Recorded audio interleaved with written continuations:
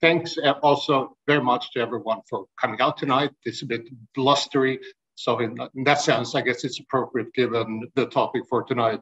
At least, last but not least, thanks to everyone who is tuning in via Zoom.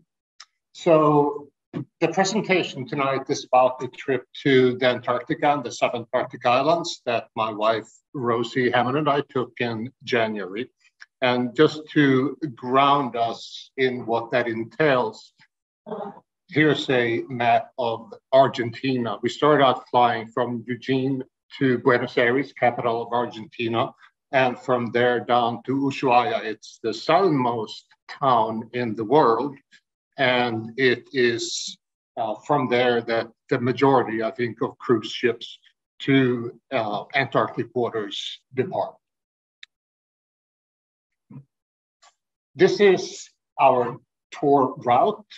It included the Falkland Islands, the South George Islands, as well as the Antarctic Peninsula and the South Shetland Islands. Initially, the tour was supposed to have gone clockwise. In other words, from Ushuaia to the Falkland Islands. But literally, as the boat was boarding, the captain and the tour manager was looking at the weather forecast. And the storm that was moving in from the west was so strong that they literally, on an hour's notice, decided to flip the entire circuit. And I think we were lucky. We heard later that there were boats who had sort of hobbled into harbor at Falkland Islands and been stuck there for several days. These are well-known stormy waters, and this year certainly was no exception to that rule. However, we journeyed on a very good ship. It wasn't, as cruise ships go, not very large, 300 feet, 7,000 tons, with a staff of 90 people and took 140 passengers, but it's a Class A ship capable of breaking thin ice, which they actually did. It's run by a company called Polar Latitudes. And we, Rosie and I, and about 18 others traveled as a sub-pod of those 140 through Victor Manuel Nature Tours, or VENT, one of the premier bird tour operators in the world. And Andrew Whitaker was the leader for the VENT group, and he has been down there quite a few times. So here we are leaving Ushuaia, and Ushuaia itself is quite dramatic, perched as it is below the dramatic cliffs of the southern end of the Andes. And it's really a bustling tourist town, catering again to cruise ships in the austral summer and to skiers in the austral winter. Here are Rosie and I on deck. This tour is 18 days, 19 days, 20 days total, and 9 of them were spent entirely on deck. And so Rosie had agreed to go with me despite having taken seriously seasick on every minor pelagic trip we had ever undertaken. And she also has, over the past 2 months, tolerated me while I have spent an indecent amount of time fiddling with my photographs. So, so thank you, Rosie, for accommodating. The back of the boat is where, or the front of the boat, depending on the wind and the prevailing conditions, is where people would hang out, especially ocean bird enthusiasts. Because in contrast to conventional pelagic trips where it's common to chum, in other words, dump fish oil or rotten fish over the side to lure in pelagic birds whose very keen sense of smell make them sense that for miles around. Then will come in and follow the ship very closely. This is not done on these cruises. So what flies by is what you get. And some of the birds would hang out near the ship for a little bit to check it out. Others would not. So you had to be there. And some of us spent most of the light hours on the deck. So here we are in the Beagle Channel, of course, named after HMS Beagle on her first journey. And we have barely entered the rough waters before we see a large bird on the horizon. And these are two of the more common birds that would follow us throughout the journey, a black-browed albatross and a giant petrel. So the petrel is as large as a smaller or medium-sized albatross, as is a wingspan of over 2 meters, 7 feet, I guess. And they are quite imposing. They are scavengers, and they show it. This is a busy slide, and I'll spend just a couple of minutes on it because I think it is relevant to what we will encounter on the journey. So the Antarctic conversion is a marine belt that encircles the continent of Antarctica, and it's formed by really cold and really heavy salt water that flows north from Antarctica, then encounters warmer waters from the north and sinks under the warmer waters, and the winds then propels this mass of water into the strongest current in the world. And that creates a really rich upwelling, and that's what feeds krill and the order of animals that are sustained by that. And of course, the winds also help to create the roughest waters in the world, the infamous Drake's Passage. And curiously, this I didn't know until I researched it. It's also a barrier to migration to and from Antarctica. It's something we don't have in the northern hemisphere because, of course, Antarctica is more or less contiguous with North America and Asia. Here, it's this swirling mass of insulator, if you will, from those species. And so it's animals and fish, wildlife found in Antarctica is commonly not found north of the convergence. And because of, perhaps in part because of that, but also because of the extreme conditions in Antarctica with cold and desiccation, the species there have in their development focused more on plain survival rather than competing with other species because there are just fewer of them. And that's a concern now as climate changes. So out in the Drake Passage, we come across our first ocean birds. The one to the right is familiar to many North American birders. It's a Wilson's storm petrel. The other one is a black-bellied storm petrel. These ocean birds are about the size of the robin, and they spend their lives on this open ocean. And more than that, the Wilsons, after breeding in summer, will travel up north into the Atlantic and Pacific, and we see it from shore or from boats in outside the coast here in eastern North America. Just remarkable little birds. But what we were really hoping for, of course, was something larger than a storm petrel, something more dramatic. And lo and behold, we came across them just barely into the Drake's Passage. Here we have the wandering albatross, snowy wandering albatross. It is the largest in terms of wingspan bird in the world, up to 7 feet or over 2 meters. It's just absolutely extraordinary. They live for 60 to 70 years. They reach sexual maturity at 10, 11, and they do not step foot on solid land after fledging at about a year until they come back. They are so exquisitely adapted to life on the wing of the open ocean, as is its very close sister species, the southern royal albatross, equally large. And what you can, I think, sort of see on the bird of the left is that it has locked its wings. And in these strong winds, what it practices is something called dynamic soaring. So it will let gravity pull it down towards the surface of the water. And the wind speed decreases as you go down. Then it banks up, and the increasing wind speed then creates lift. So it just very gently and totally effortlessly can cruise literally around the globe. Just, it's majestic. It is just fantastic. And I hope this video can just give you an idea of the effortlessness by which they travel.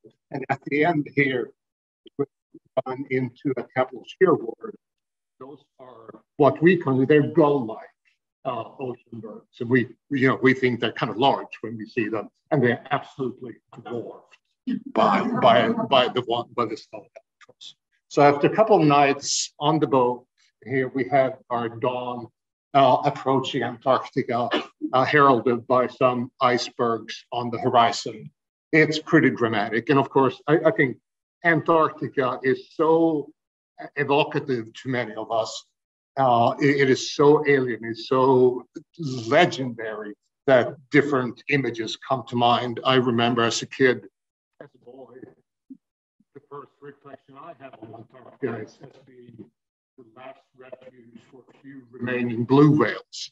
And of course, the albatrosses and penguins, and those of us who are into history have read about Shackleton and Amundsen and Scott and explorers that came before them and after them. There's a preservation agreement since 1959, expanded several times later now to include flora and fauna. So it is at least in theory protected. However, with global warming, there's very rapid change in the Arctic, and we will see some direct consequences of that.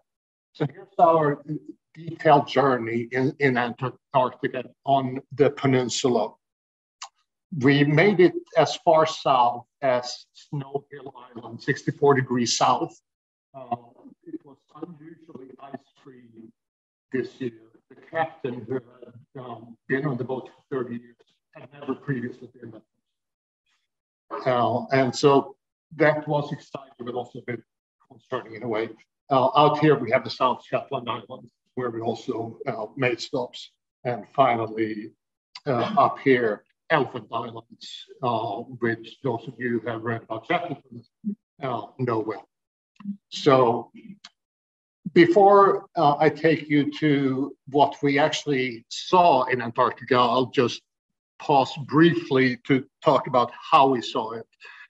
Excursions off the boat was a highly choreographed affair where these Zodiac boats would be lowered in the water. The crew or the Zodiac driver would get in and they would scoot around and check out the conditions.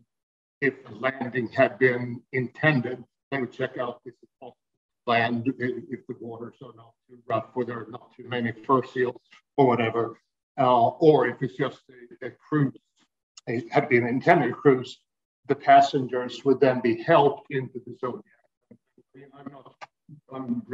Consider myself relatively nimble or agile, and one really had to pay attention. But then anyway, you're out in the water and you get close to wildlife, and it was pretty cool. And we saw pretty early on an iceberg some dark forms, and everyone got excited about seeing penguins. But looking closer, we realized those are not penguins. They are cormorants. They are Antarctic shags or Antarctic cormorants.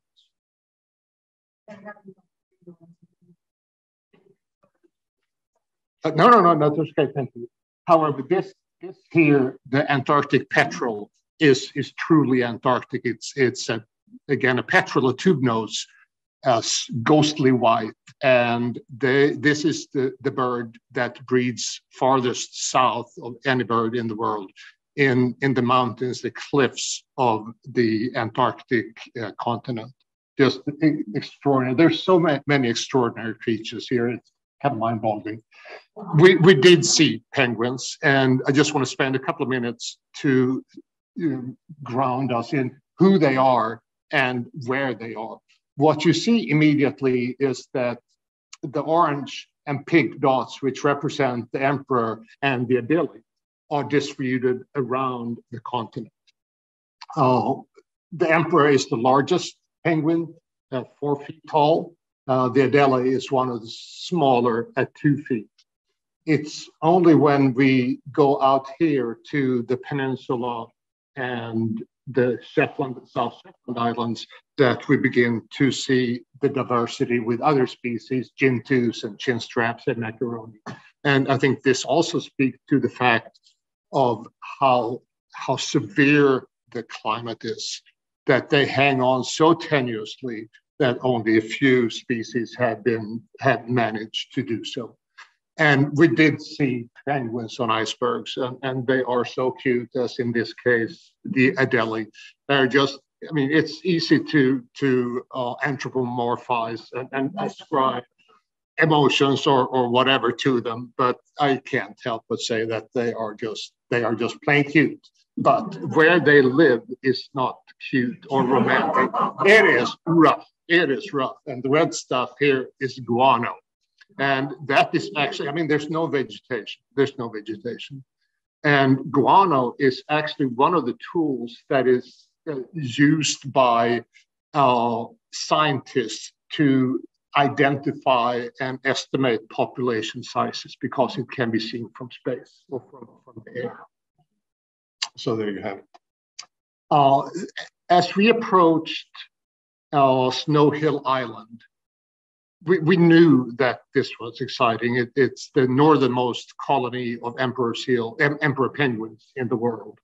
And we did come across an ice floe, and getting closer in the zodiac, we saw that this is indeed an emperor penguin. This is for birds. It's confined to the Antarctic mainland largely. Very difficult to see. What was perhaps not as delightful was the realization that the fast ice next to the continent on which the birds breed had broken up. We had intended to land on the fast ice, explore the colony. It wasn't there. There was no ice. And only a few months earlier, there had been a colony of about 400 or 500 birds. So it's a question of what happened to them. Presumably, the subadult birds like this one are able to swim, but if they're juveniles on the ice, they're presumably lost. So that's again a reminder to us that this is an environment that is changing very rapidly. Nevertheless, one can't just but be awed by the shapes and the hues of the ice we saw. And some of the perhaps most remarkable pieces of ice were not big at all. I actually scooped this up by hand, and this is crystal clear ice, and that means that it is thousands of years old. It has been sitting in a glacier, and the pressure has pushed all air out of it. And I think it was almost sacrilegious in a way, but the bartender chopped it up at night and now martinis.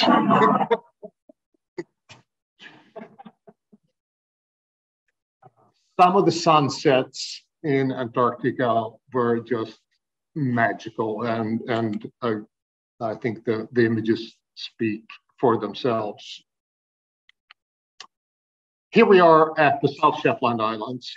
There's some greenery, moss and lichens and things like that. There's also a colony. So this is, while it's surrounded by ice in the austral winter, it's largely ice-free in the summer. So much more accessible for penguins, including the Gen 2 penguin, which we see here.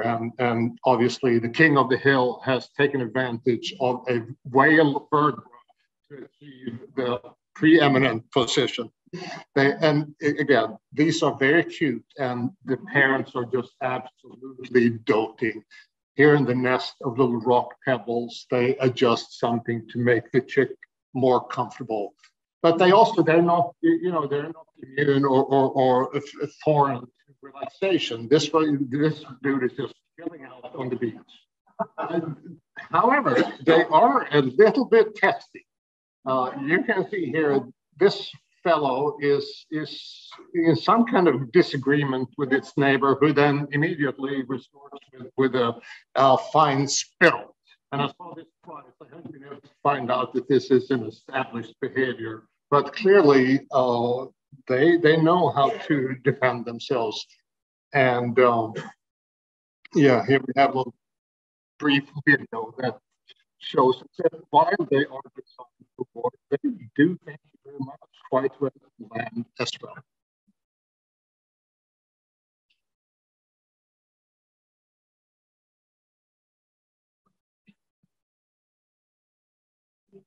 And here we have a little bit lost chick, and he is not welcomed by his neighbor. And finally, a chin strap when walking through the Gentoo colony. It's obvious why they got their name. What is perhaps not so obvious is that the Swedish name is Donkey Pink. And once you've been near a colony and heard them bray, that name is also quite applicable. I saw this chin strap walking along the beach past another resting Gentoo when it turns around and bends down and scoops up a perfect rock for it. He proceeded to take it over to the nest, place it very carefully, and seek the permission from his partner to leave it there. And he then proudly ambled off. It was very precious. Here we are just leaving South Shetlands, and we have approached Elephant Island and Point One. This is where Shackleton's team, where they reached after having spent so much time on the sea ice after the Endurance broke. And here we see the crew waving goodbye to Shackleton and Frank Worsley, his captain, and 4 others as they set out 800 miles of the most brutal ocean in the world in a 20-foot open boat with just the most rudimentary methods of navigation, including a sextant. And to make matters worse, for the first week, there was no sun. So Worsley could not take any measurements, and yet they made it. It's just extraordinary. Something Rosie pointed out today as we looked at the slide. Here's the marker as the memento to the Shackleton group, is that this was taken 100 years ago. The glacier goes well down into the ocean. Today, it's gone. So, forward to South Georgia and the wildlife spectacle there, but not to miss en route ocean birds. The entire Arctic fulmar is close relative to the northern fulmar we see on the ocean here. It's similar in a way to a gull, but it's a tube nose. And also the really gorgeous Cape petrel or pintado, painted in Spanish petrel. That was a common passing or frequently accompanied the boat. Just absolutely gorgeous, gorgeous bird.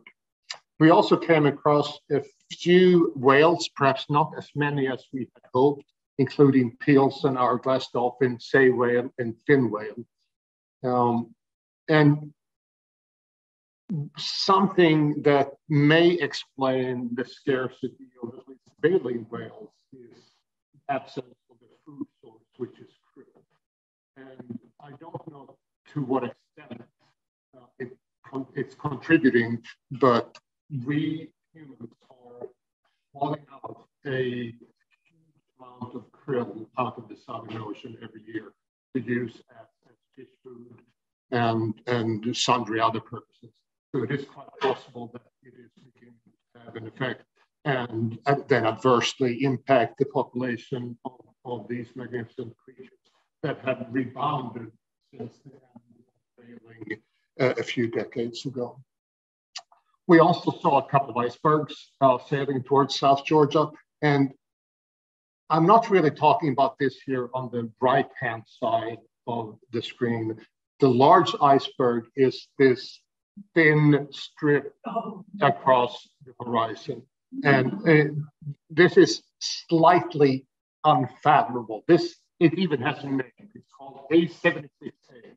In 2021, it broke off from the Ronnie Phelps ice shelf. It was even worse. But the ship made 10 knots on average.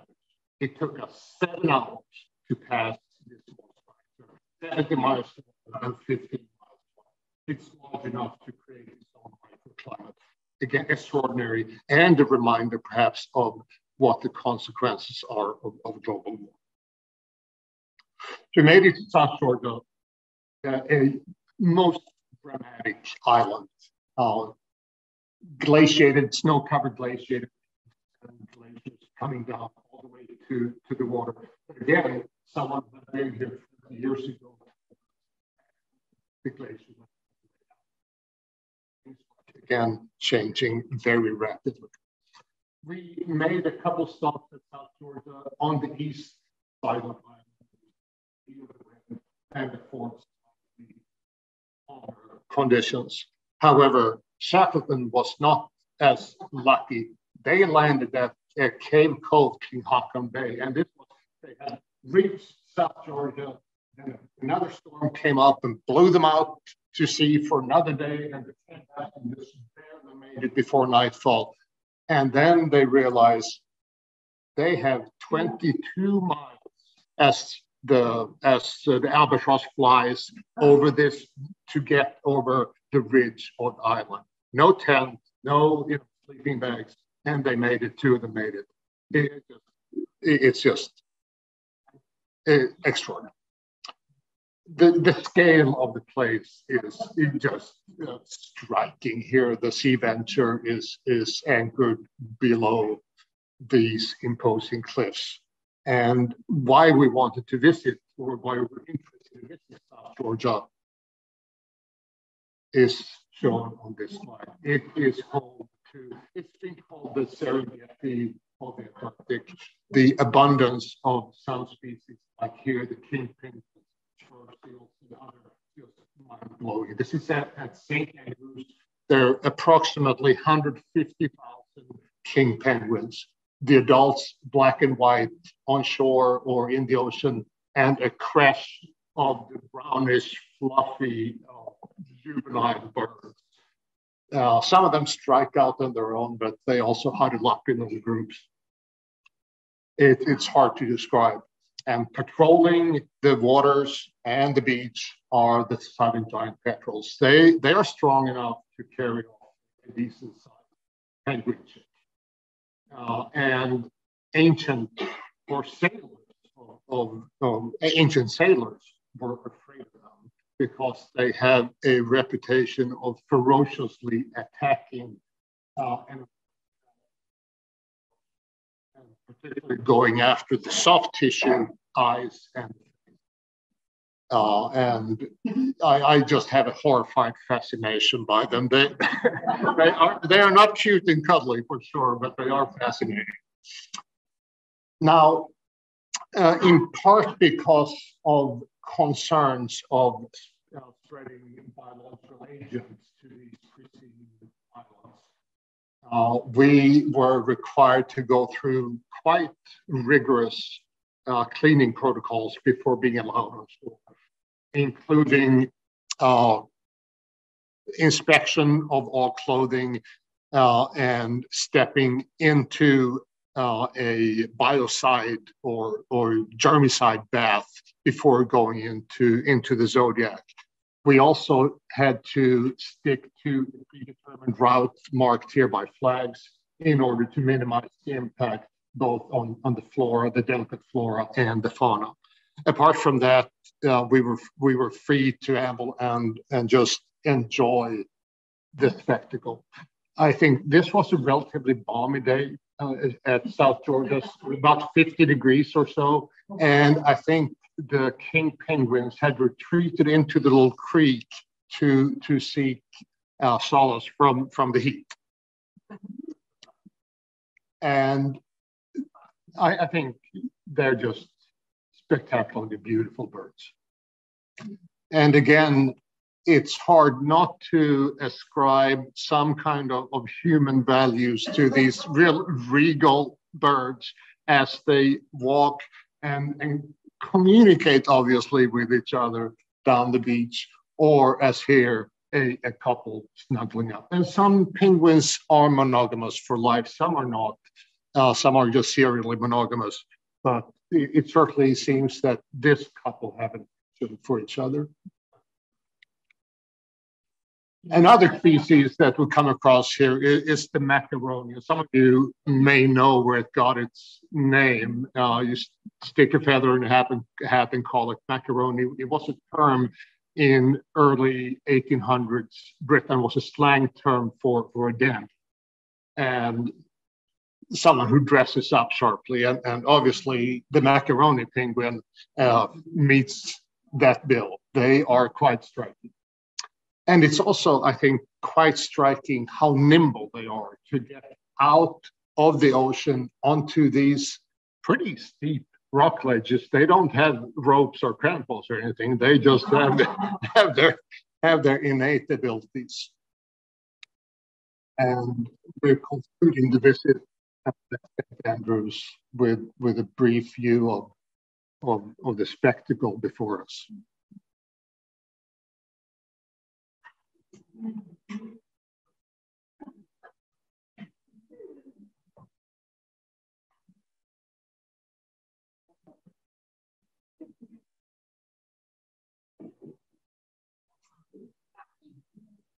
And these are southern fur seals.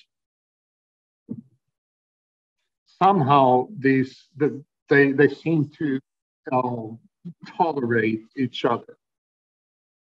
And the big guys up here are southern elephant seals. So it's not only birds. And penguins are obviously adapted to a life in the ocean. The conditions there are not as variable as on the shore, and some of them move very quickly. This is a macaroni, but the gentoo penguin can move up to 22 miles an hour, just blazingly fast. And they also practice this way of swimming, porpoising, in part as a means to avoid or evade predators by jumping up out in the air where they also move faster. So they're quite graceful. I said much more graceful than this fellow who took the polar plunge, although it is quite possible that he ejected from the water at more than 22 miles an hour. It was very, very cold. South Georgia is also home to more albatrosses. The gray-headed is a close relative of the black-browed. They are in a group called mollymawks. And perhaps the most beautiful albatross we saw was the light-mantled sooty. Unfortunately, it was cloudy this day, and so we didn't get terrific photos, but it really looks like it's covered in satin, and absolutely brilliantly beautiful appearance. And it's not all beauty, and there's some drama as well. What we have here is a subantarctic skua making a dive for the nest of a gray-headed albatross, being chased off by one of the mates, and it then flies down to check on its partner. And in this case, the skua got around without the morsel, but certainly that's not the case every time.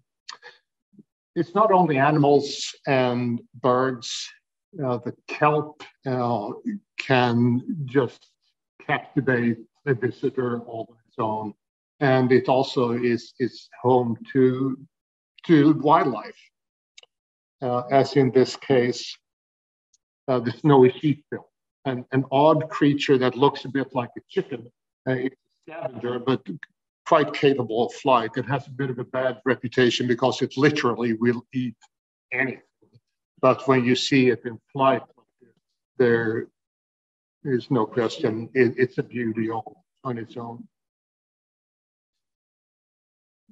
The skua, again, taxonomists debate whether or not the brown skua is a super species or if these are good species on their own. But this guy doesn't care. He is enjoying the remnants of an Antarctic fur seal. The South Georgia shag is similar to the Antarctic we saw farther south. And the Antarctic tern, similarly, is similar to the Arctic tern, which comes by our latitudes on its way from the Arctic to the Antarctic and back every year. This guy doesn't migrate that far.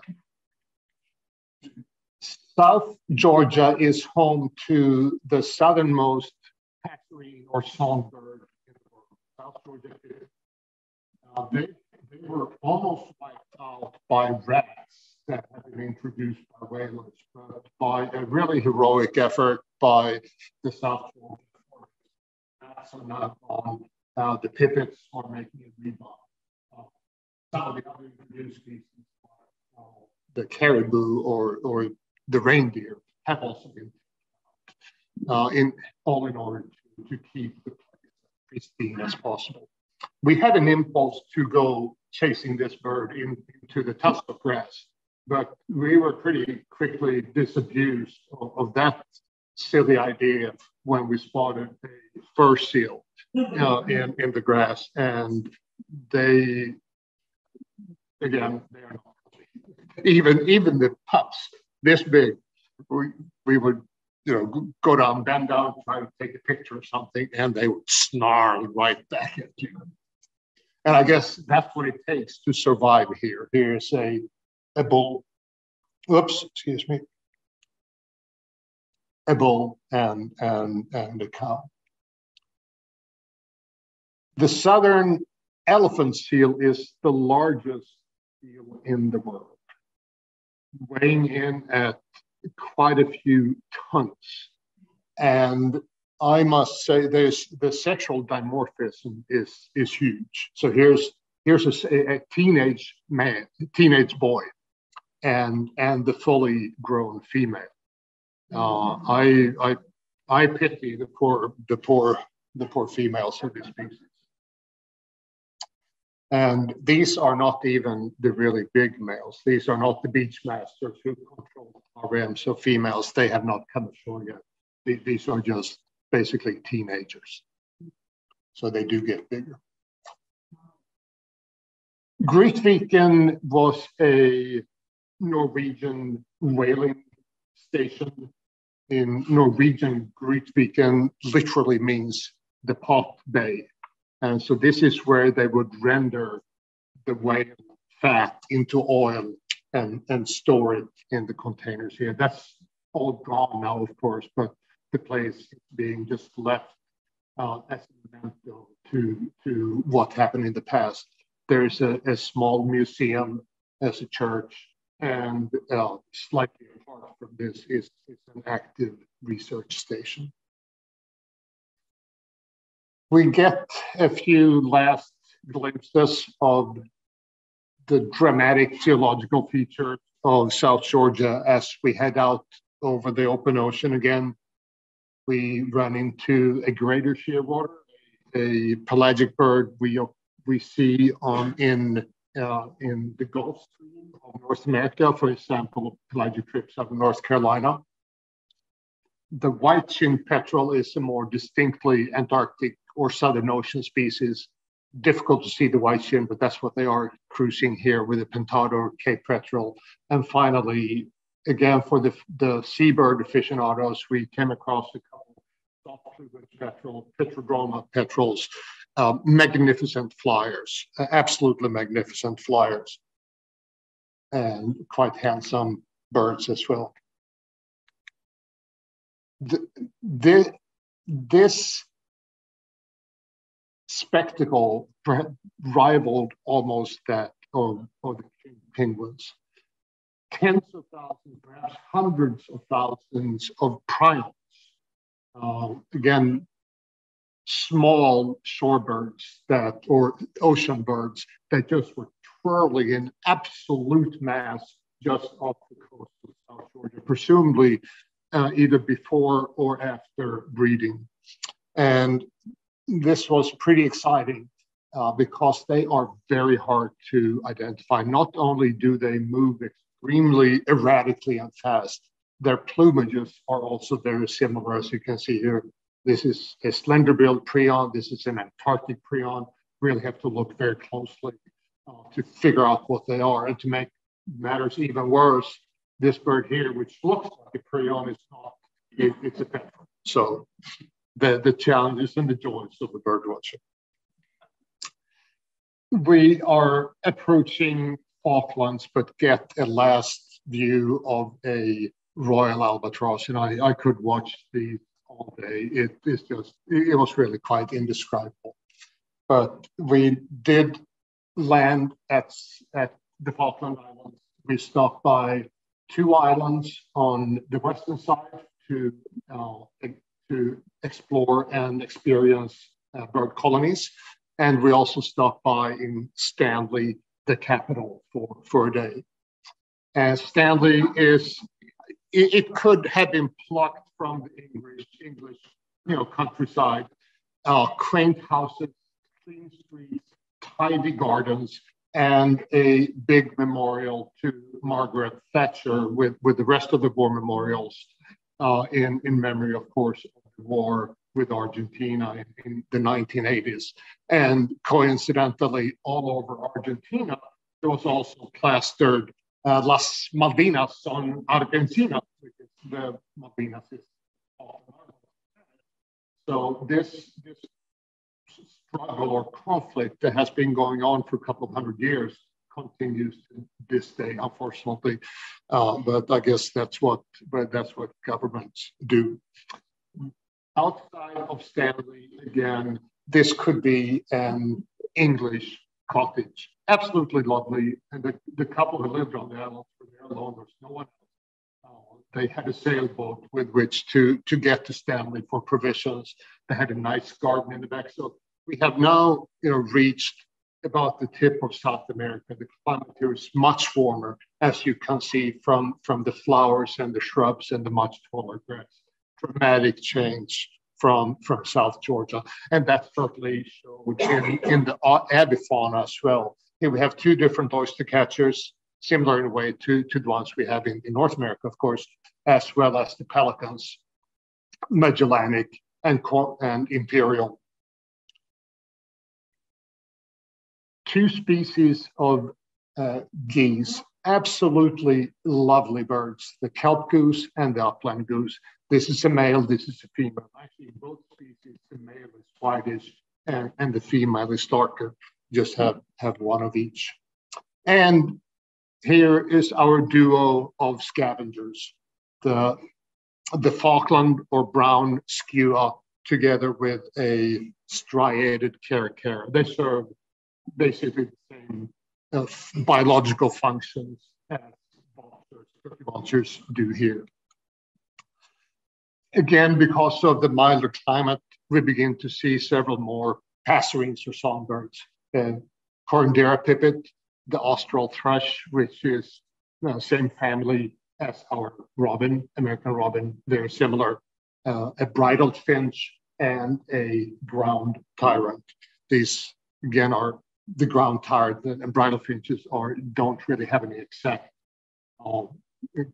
equivalents in our fauna, and neither does the Falkland flightless steamer duck. But boy, he has attitude and he has spunk. And the appendages here on his wings, the protuberance, They are not for show and tell. These are the avian form of brass knuckles. And I'm not kidding. This guy has an extra thick neck skin and feathers because they do get into tussles. And I watched these for quite a few minutes, and they beat up on each other seriously. And after a while, one of them backed off, and the victorious couple paddles away and proclaim their stake on the local territory. Penguins that were new to us in the Falklands included the Magellanic, and coincidentally, I guess they fall in the same category as the kingfisher. They dig burrows. They don't build nests, so it's a good segue to next presentation, I suppose. Except that the males and the females look quite alike, but perhaps that's okay. We also encountered our first rockhopper penguins, similar or related to the macaronis we saw earlier. Obviously, very striking face with a tuft of hair and the just glaring ruby red eyes. Unfortunately, this is one of the penguin species that is most endangered. The Adelis and the emperors are perhaps have been most written about because they have some of their colonies have been immediately impacted. But the rockhopper, the South African or the African penguin, and the Galapagos penguin, together with the yellow-eyed penguin, New Zealand, are most at risk for extinction. And in a way, they live at the extreme end of the penguin south. So hopefully there will be ways to secure the future for these birds as well. Now I did something I didn't intend to. The stars at South Falklands, undoubtedly for me, were the black-brown stadium made from light. To seeing the couples and the adults for the sort of awkward shit was really both spectacular and heartwarming. And again,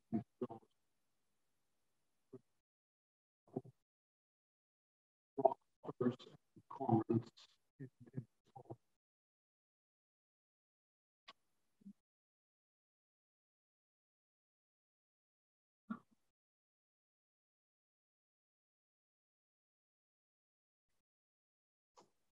Westward bound, back towards the journey of life is almost over, but not without a final glimpse of a ferocious giant petrel. And also a flock of sooty shearwaters and other species that we see in North American waters. Off-breeding season. And back into the Beagle Channel, our last view of a black-browed albatross against the dramatic cliffs and roiling waters, moving into the harbor at Ushuaia. Our journey is over. Thank you very much for your time.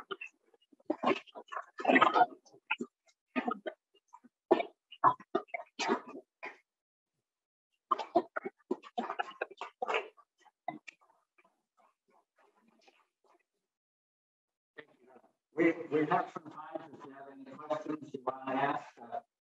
I'll make sure that the questions get repeated.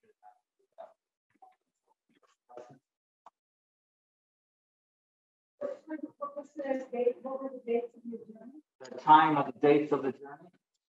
December 28th through January 19th.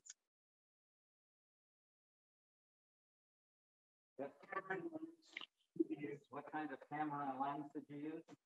I had a Canon R5 with a 100 to 500 or 28 to 105. Mostly used the 100 to 500. It's very different. Taking pictures of moving birds on a moving boat is just exceptionally difficult.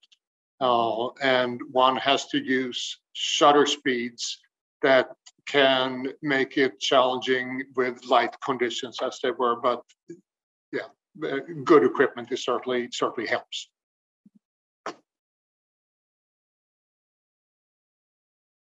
Well, you just exhausted the audience. Well, now he didn't disappoint me. He didn't disappoint you, did he? Yes. Thank you. Thank you.